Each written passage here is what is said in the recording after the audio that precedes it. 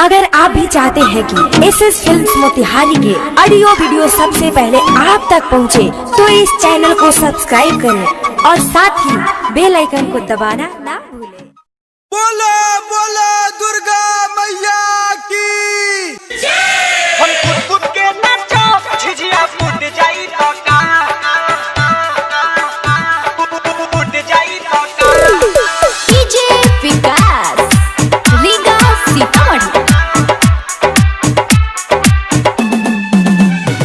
दैनी के गावे हो चलो झिझिया गावे हो, दैनी के गावे हो चलो झिझिया गावे हो।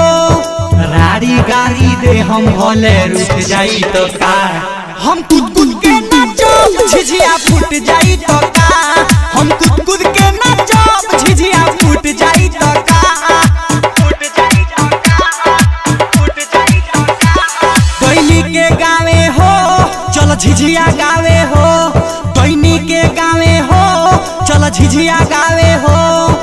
राड़ी गाड़ी दे हम भले रुक जाई तो का, हम कूद कूद के नाचो झिझिया फूट जाई तो का, हम कूद कूद के नाचो झिझिया फूट जाई तो का। हम कुछ कुछ के नाचो झिझिया फूट जाई तो का फूट जाई तो का।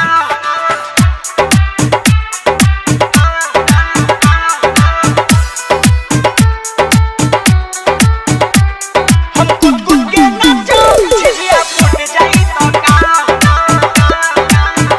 झिझिया फूट जाई तो का। सब सखी सहेली मिलझुली के खेली, अखिया में कलो काजल ना तो दिहिरेली, ना तो दिहिरेली ना तो दिहिरेली। ए सब सखी सहेली मिलझुली के खेली, अखिया में कलो काजल ना तो दिहिरेली। बीठा मुड़ी पसे सखी छूट जाई तो का, हम कूद कूद के नाचो झिझिया फूट जाई तो का, हम कूद कूद के नाचो झिझिया फूट जाई तो का। हम कुछ कुछ के नाचो झिझिया फूट जाई तो का फूट जाई तो का।